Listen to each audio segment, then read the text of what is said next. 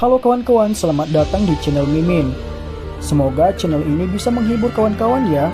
Bagi yang penasaran, kalian bisa langsung ke videonya. Battle Through to Heaven.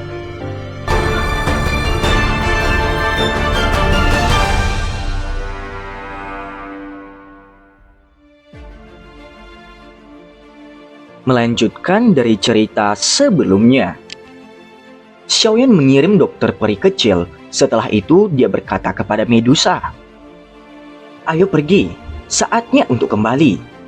Medusa merajut alisnya dan berkata, "Bisakah dia dipercaya? Jika kita menyerang di siang hari dan ada yang mengelilingi kita, akhirnya kekaisaran Jiama saat ini dan ras rakyat ular bergantung pada kita berdua. Jika ada kecelakaan yang terjadi, kamu harus tahu apa konsekuensinya bagi aliansian," ucap Medusa. Ekspresi Xiaoyan menjadi agak serius ketika dia mendengar kata-kata ini dari Medusa. "Aku percaya padanya," jawab Xiaoyan. "Aku harap kamu tidak salah tentang dia." Medusa dengan lembut mendengus, tatapannya langsung berkedip. Dia ragu sejenak sebelum mengatakan sesuatu kepada Xiaoyan. "Kamu harus ikut denganku ke suku rakyat ular besok. Beberapa sesepuh suku kami ingin bertemu dengan kamu." "Temui aku? Untuk apa?" Wajah Medusa agak tidak biasa. Para penatua dalam suku memiliki beberapa metode rahasia untuk menyelidiki tubuh seseorang. Masalah aku tidak perawan adalah sesuatu yang sudah mereka ketahui," ucap Medusa. Wajah Xiaoyan segera mengungkapkan ekspresi malu. "Lalu apa yang mereka rencanakan?" tanya Xiaoyan. Hati Medusa tanpa sadar tersenyum ketika dia melihat ekspresi Xiaoyan. Wajahnya bagaimanapun masih sedingin es saat dia berkata samar. "Menurut aturan klan kami, kamu akan menderita karena ditelan oleh puluhan ribu ular," jawab Medusa. Xiaoyan gemetar dingin ketika dia mendengar kata-kata Medusa. Dia tertawa kering. "Tidak bisakah semua orang memiliki percakapan yang menyenangkan? Haruskah kamu menggunakan kata-kata ini? Saat ini aku adalah ketua aliansian. Melakukan hal-hal itu kepadaku pasti akan mengganggu hubungan antara suku ular dan kekaisaran Jiama. Ini tidak baik untuk siapapun," jawab Xiaoyan kepada Medusa. "Kamu bisa pergi dan memberitahu para tetua," jawab Medusa. "Kalau begitu aku akan datang dan mencarimu besok." Medusa mengabaikan Xiaoyan. Dia membalikan tubuhnya dan perlahan berjalan ke dasar bukit. Jejaknya tiba-tiba berhenti. Dia ragu sejenak sebelum berbicara. "Kamu tidak perlu mengingat pil pemulihan jiwa. Pengaruh Heaven Swallowing Python telah semakin melemah," ucap Medusa. "Apakah kamu akan membunuhku?" Xiaoyan terkejut ketika dia mendengar ini. Dia segera mempertanyakan dengan cara tertegun.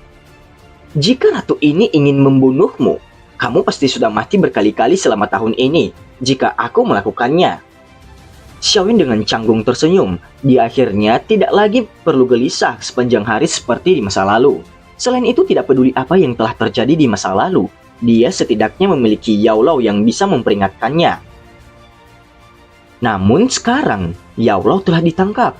Jika Medusa masih memiliki pemikiran yang sama seperti yang dia lakukan saat itu, sepertinya dia akan benar-benar selesai dengan tenang tanpa ada yang tahu.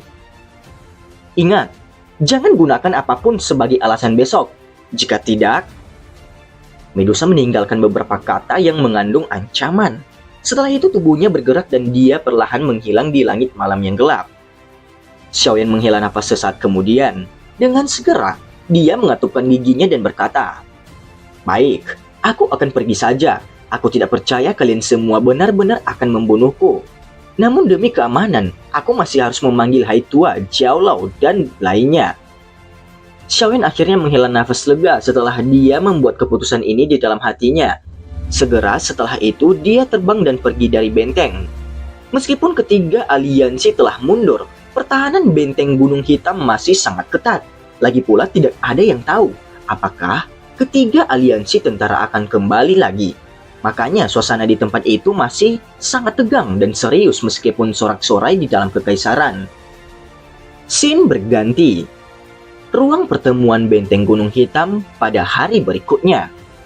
Xiaoding dan yang lainnya sangat terkejut ketika mereka mendengar Xiaoyan bermaksud untuk pergi ke perbatasan kerajaan Choyun untuk membunuh 3 sesepuh Mulan dan Yan Luotian. Rencana ini cukup berisiko. Jika ini adalah perangkap yang mereka buat untuk kita, sepertinya nasib kamu dan Medusa akan sangat buruk. Seharusnya kecelakaan terjadi pada kalian berdua. Aliansi ketiga tentara pasti akan menyerang lagi. Xiaoding berbicara dengan cara yang serius. Hai Bodong dan yang lainnya di sisinya mengangguk dengan wajah serius. Masalah ini memang benar-benar terlalu berisiko. Jika aku tidak melakukan ini, Yan Luotian dan 3 tetua Mulan sekali lagi akan mengumpulkan semua kekuatan esensi dalam sekte setelah mereka sepenuhnya pulih dari cedera mereka. Setelah itu mereka akan menjadi masalah besar. Kekuatan seorang elit Douzong terlalu kuat. Sekarang kita telah membentuk permusuhan. Kita harus membayar harga yang cukup besar jika mereka memutuskan untuk membalas dendam kepada kita di masa depan. Oleh karena itu sekarang adalah waktu yang terbaik bagi kita untuk menghilangkan rumput dari akarnya. Apa rencana yang tidak memiliki resiko? Selain itu, terutama ketika itu adalah sesuatu yang sangat besar. Ucap Xiaoyan. Xiaoding dan yang lainnya hanya bisa menghela nafas ketika mereka mendengar Xiaoyan. Namun mereka juga jelas menyadari bahwa terlepas dari resiko besar rencana ini dilakukan, bahaya aliansian dan kekaisaran Jiama akan benar-benar dihilangkan baru itu disebut berhasil. Metode semacam ini adalah satu dengan jaminan terbesar. Apakah kamu benar-benar berpikir pemimpin sekte racun dapat dipercaya? Tanya Xiaoding dengan samar. Ya, dia bisa dipercaya. Perang ini pada mulanya hanya kesalahpahaman. Jika aku berada di aliansian sebelumnya, perang ini mungkin belum dimulai. Xiaoyan mengangguk dan menghela nafas. Karena kamu bersikeras melakukan ini, kami akan melakukan seperti apa yang kamu katakan. Pada saat kamu bertindak, para anggota aliansian juga akan bertindak dan bersembunyi di sekitar kota itu. Setelah perubahan yang tidak terduga terjadi, kami akan segera meluncurkan penyelamatan. Xiaoding sudah tahu bahwa Xiaoyan sangat teguh. Setelah mendengar kata-kata itu, yang bisa dia lakukan hanyalah mengangguk ketika dia berbicara. Xiaoyan tersenyum ketika mendengar tanggapan saudaranya Xiaoding. Dia melihat suasana balai yang agak serius dan tertawa. Hahaha, tidak perlu bagi semua orang untuk bertindak seperti ini. Kita akan dibatasi oleh siapapun setelah aliansian berkembang di masa depan. Namun kita harus mengambil beberapa resiko sekarang, ucap Xiaoyan. Semua orang hanya bisa tersenyum ketika mereka mendengar kata-kata Xiaoyan. Namun, kekhawatiran di hati mereka tidak berkurang banyak. Suara samar terdengar dari samping, sementara Xiaoyan diam-diam meninggalkan ruang pertemuan. Ayo pergi, aku sudah menunggu cukup lama, ucap Medusa. Tubuh Xiaoyan langsung menegang ketika dia mendengar suara ini. Dia memutar kepalanya dengan susah payah hanya untuk melihat Medusa bersandar di pagar batu di luar ruang pertemuan. Dia berdiri dengan sikap malas sementara mata menyihir itu mengawasinya dengan acuh tak acuh. Xiaoyan mengeluarkan batuk kering. Wajahnya menunjukkan seringai tetapi itu sangat kuat. Setelah itu dia dengan enggan berjalan menuju Medusa. Hai Bodong dan Jie Xingtian kebetulan berjalan keluar dari aula saat Xiaoyan mendekati Medusa. Keduanya terkejut ketika mereka melihat ini tetapi segera tersenyum dan menyapa mereka. Xiaoyan segera bersukacita saat melihat mereka berdua. Dia baru saja akan membuka mulutnya untuk berbicara ketika Medusa di sampingnya mengatakan sesuatu kepada mereka dengan suara dingin. Xiaoyan dan aku memiliki beberapa hal untuk ditangani. Tidak perlu bagi kamu berdua untuk mengikutinya, ucap Medusa kepada Hai Tua dan Jia Xingtian. Hai Bodong dan Jia Xingtian tercengang ketika mereka mendengar ini. Setelah itu mereka melihat Xiaoyan dengan tatapan yang menyarankan dia harus berjuang sendiri sebelum cepat melarikan diri.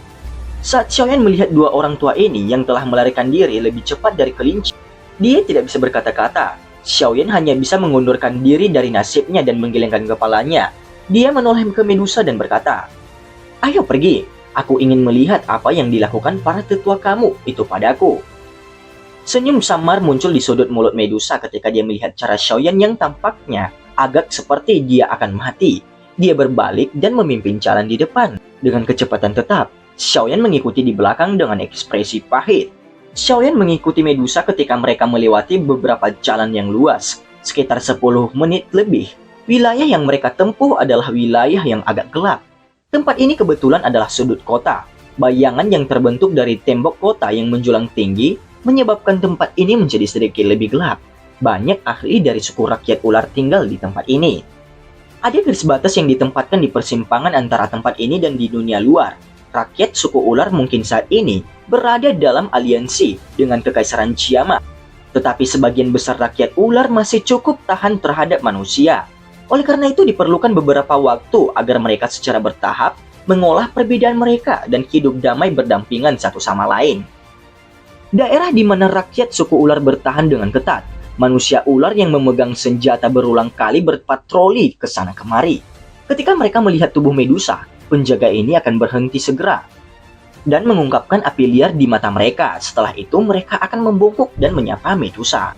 Xiaoyan dan Medusa melewati mereka. Itu lama kemudian sebelum mereka berhenti di depan sebuah kompleks besar. Medusa melambaikan tangannya dan pintu kompleks itu terbuka secara otomatis. Dia masuk. Xiaoyan ragu-ragu sedikit sebelum mengikuti Medusa. Kaki Xiaoyan baru saja melangkah ke dalam kompleks ketika bayangan gelap besar tiba-tiba datang menghantam dengan kejam sambil menahan angin ganas. Wajah Xiaoyan berubah saat dia merasakan serangan mendadak itu. Dia segera mendengus dingin sambil mengepalkan tinjunya. Api hijau giok dengan cepat melonjak keluar dan menabrak seseorang yang dengan tanpa sengaja meluncurkan serangan menyelinap. Bung! Angin rendah yang dalam meluas di halaman itu. Bahu Xiaoyan gemetar setelah bertukar pukulan. Orang yang meluncurkan serangan menyelinap berbalik beberapa kali melalui udara sebelum jatuh ke tanah. Xiaoyan perlahan mengangkat kepalanya. Matanya agak dingin ketika dia menyapu orang yang telah meluncurkan serangan menyelinap itu. Orang yang muncul di depan Xiaoyan adalah seorang pria ular jantan yang kuat. Penampilannya cukup galak dan tangannya memiliki tato ular hitam yang sangat besar. Ketika tangannya bergerak, ular besar muncul seolah-olah itu adalah makhluk hidup yang memancarkan benang-benang aura gelap yang penuh kekerasan. Pada saat ini yang terakhir menggunakan sepasang mata galak untuk melihat Xiaoyan. Kekuatan Daoqi berulang kali menggeliat di atas permukaan tubuhnya. Permukaan batuan keras di tempat dia mendarat telah retak. Jelas ini disebabkan oleh kekuatan konfrontasi sebelumnya. Siapa kamu? Xiaoyan mengamati ular jantan yang ganas ini. Dia bisa merasakan yang terakhir adalah seorang ahli di puncak kelas Douwang. Namun dia tidak dianggap sebagai lawan yang merepotkan untuk berurusan dengan pendapat Xiaoyan. Namun demikian, Xiaoyan merasa marah pada serangan mendadak tiba-tiba dari pihak lain. Komandan Mobashi dari suku rakyat ular. Kamu adalah Xiaoyan itu, ucap Mobashi. Xiaoyan dengan acuh tak acuh mengangguk. Sebuah cahaya sengit langsung melintas di mata Mobashi. Ketika dia melihat Xiaoyan mengangguk. Aku tidak akan menahan lagi jika kamu berani datang lagi, ucap Xiaoyan. Dalam hal ini, komandan ini harus meminta saran. Mobashi dengan marah berteriak, namun tubuhnya baru saja akan menerkam ketika suara dingin ditularkan. Itu menyebabkan seluruh tubuhnya menjadi kaku. Cukup, cukup. Ratu ini memerintahkanmu untuk berhenti. Medusa menoleh dan berbicara kepada Mobashi. Dia menegur. Mobashi, perilaku kamu semakin memburuk. Dia adalah tamu dari suku rakyat ular kita. Bagaimana kamu bisa secara acak meluncurkan serangan menyelinap? Ucap Medusa. Mobashi yang kuat tidak mengungkapkan ketidaksabaran sedikit pun ketika dia ditegur oleh Medusa. Dia tanpa daya mengangguk, namun tatapan yang dia gunakan untuk melihat Medusa dipenuhi dengan adorasi dan rasa hormat yang kuat. Mobashi melemparkan pandangan gelap dan serius ke arah Xiaoyan sebelum dengan enggan mundur ke satu sisi. Xiaoyan akhirnya menyebarkan api giok hijau pada tinjunya setelah melihat orang itu mengundurkan diri. Mungkin ada kemungkinan itu untuk mengatakan alasan ketidaksenangannya terhadapnya terlihat dari cara orang itu memandang Medusa. Namun ini tidak menyebabkan Xiaoyan merasa khawatir. Tatapannya menyapu kompleks ini dan merajut alisnya sedikit. Tempat ini cukup besar dan memiliki cukup banyak tokoh orang rakyat ular. Dari penampilan aura orang-orang ini, mereka jelas ahli top dari suku rakyat ular. Yumei yang telah dia selamatkan sebelumnya juga ada di antara mereka. Para ahli dari suku ras ular sedang melihat Xiaoyan dengan mata yang dipenuhi dengan rasa ingin tahu. Jelas, tindakannya memaksa kembali Mobashi dengan satu pukulan telah menarik minat sejumlah banyak orang. Hal yang membuat mereka merasa paling terkejut adalah sikap Medusa terhadap Xiaoyan. Meskipun wajahnya tidak menunjukkan kelemah lembutan, dadanya melindungi dia. Ini memang hal yang sangat tidak bisa dipercaya ketika mengingat kebencian ekstrim manusia terhadap Medusa. Ikuti aku. Medusa dengan lembut berbicara kepada Xiaoyan yang berdiri di pintu masuk. Setelah itu dia memimpin jalan ke area yang lebih dalam dari kompleks. Di belakangnya, Xiaoyan ragu-ragu sejenak tetapi hanya bisa mengikuti ketika banyak tatapan di sekeliling yang menatapnya penuh dengan niat jahat. Xiaoyan mengikuti Medusa saat mereka berjalan menyusuri beberapa jalur tenang. Beberapa saat kemudian mereka berdua berhenti di depan sebuah bangunan bambu yang tersembunyi di hutan bambu, jauh di dalam kompleks. Medusa berhenti di depan rumah bambu dan kesendirian muncul di wajahnya. Setelah itu dia mengetuk pintu dengan ringan. Masuklah. Suara orang tua terdengar dari dalam ruang bambu setelah pintu bergetar. Xiaoyan berdiri di pintu masuk dan ragu sejenak. Dia bisa merasakan ada 4 aura yang tidak jelas di dalam ruangan bambu. Meskipun mereka tidak sekuat Medusa, mereka tidak bisa dianggap remeh. Setelah itu 4 aura ini sedikit lebih kuat bila dibandingkan dengan Jia, Xingtian, dan Hai Bodong. Tentu saja keempat orang ini belum melakukan terobosan ke kelas Douzong. Mereka hanya berada di puncak kelas Dou Huang. Xiaoyan menghela nafas lega di dalam hatinya setelah dia merasakan kekuatan dari 4 orang ini. Selama mereka bukan elit Douzong, dia tidak perlu takut. Dengan kemampuannya, tidak ada banyak orang di kelas Dou Huang yang akan bisa bertahan. Tubuh Xiaoyan bergerak setelah hatinya tenang. Dia juga perlahan masuk. Ketika dia melakukannya, pintu rumah bambu itu tertutup secara otomatis. Cahaya samar tiba-tiba naik setelah Xiaoyan memasuki rumah bambu. 4 sosok tua segera muncul di tatapan Xiaoyan di dalam ruangan yang luas itu. Medusa diam-diam duduk di atas futon di samping. Seorang sosok tua di dalam rumah membuka matanya setelah dia sepertinya merasakan jejak Xiaoyan. Mata berbentuk segitiga terkunci ke Xiaoyan, seperti bagaimana ular berbisa akan mengamati mangsanya dan itu menyebabkan rasa dingin naik di kulitnya. 3 wanita tua yang tersisa juga tiba-tiba membuka mata mereka setelah dia melakukannya. 4 pasang mata gelap dan aura dingin naik sebelum akhirnya berkumpul bersama. Aura mereka benar-benar teraglomerasi menjadi ular hitam besar di atas mereka. Sebuah emosi yang terlihat pada mata yang sangat besar itu menetap tajam pada Xiaoyan, dan tekanan tak terlihat diam-diam naik. Akhirnya itu berubah menjadi kekuatan 1000 kg yang berkerumun di sekitar tubuh Xiaoyan. Ekspresi Xiaoyan menjadi semakin serius saat dia merasakan tekanan dari aura kuat itu. Dia tiba-tiba mengeluarkan teriakan lembut. Api hijau giok tiba-tiba naik dan segera melilit seluruh tubuhnya. Suhu di dalam ruangan itu tiba-tiba naik saat api hijau giok muncul. Rasa dingin yang gelap yang diciptakan oleh keempat wanita tua itu segera menghilang. Ular hitam gelap besar tampaknya telah terpengaruh karena menjadi jauh lebih ilusi. Ini memang api surgawi, ucap para tetua itu. Mata wanita tua di tengah ruangan itu tampaknya terkejut. Dia mengamati nyala api giok yang menempel di tubuh Xiaoyan. Aura ular piton yang sangat besar di atas kepalanya berangsur-angsur mulai menghilang saat dia perlahan berkata, "Kamu adalah pemimpin aliansi Yan, Xiaoyan." Suara mengerikan tampak seolah-olah batu menggores kaca. Itu menyebabkan perasaan tidak nyaman menyebar ke seluruh tubuh seseorang. Xiaoyan dari generasi muda menyapa 4 senior tetua suku rakyat ular, ucap Xiaoyan. Sungguh tidak terduga. Kamu dapat menjangkau kelas Dou Huang di usia yang sangat muda. Kamu memang seseorang yang diberkati dengan bakat luar biasa. Wanita tua ini adalah tetua pertama dari suku rakyat ular. Ini tetua kedua, ketiga, dan tetua keempat, ucap wanita tua itu. Mata Xiaoyan mengikuti gerakan jari tetua pertama. Dia dengan sopan menyapa mereka semua. Tidak peduli bagaimana orang mengatakannya, dia setidaknya harus mengikuti etiket dengan benar. Hari ini, aku telah memanggil kepala Xiao sebagian karena ada sesuatu yang ingin aku tanyakan.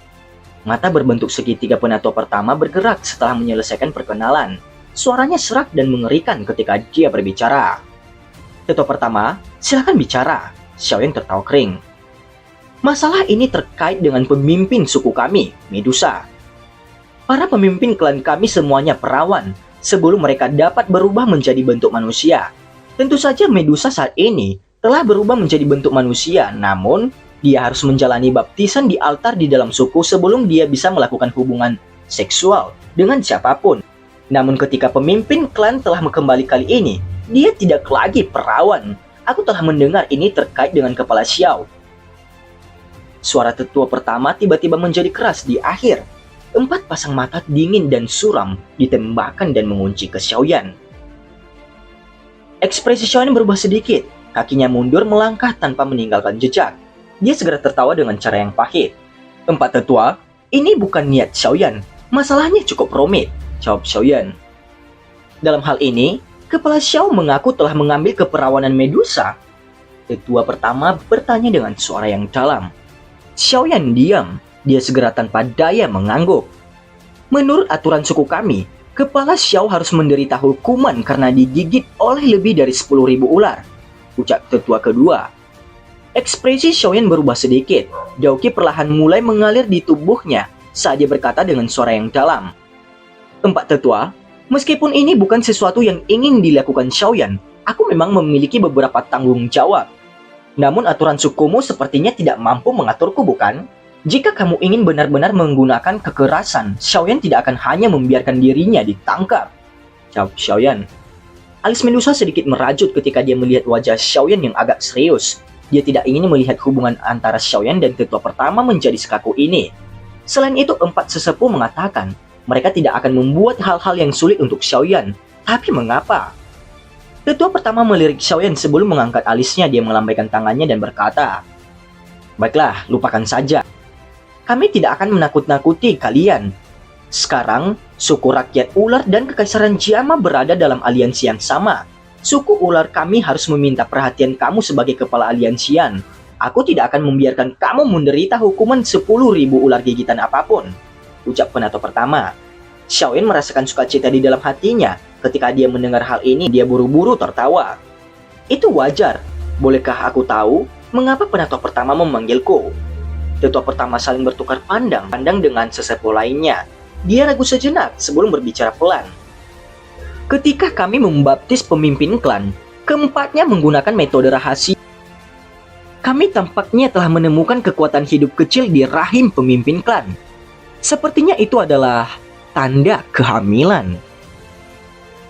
Dan cerita pun bersambung. Terima kasih telah mendengarkan Mimin sampai akhir ya. Dan jangan lupa nantikan video selanjutnya. Sampai jumpa.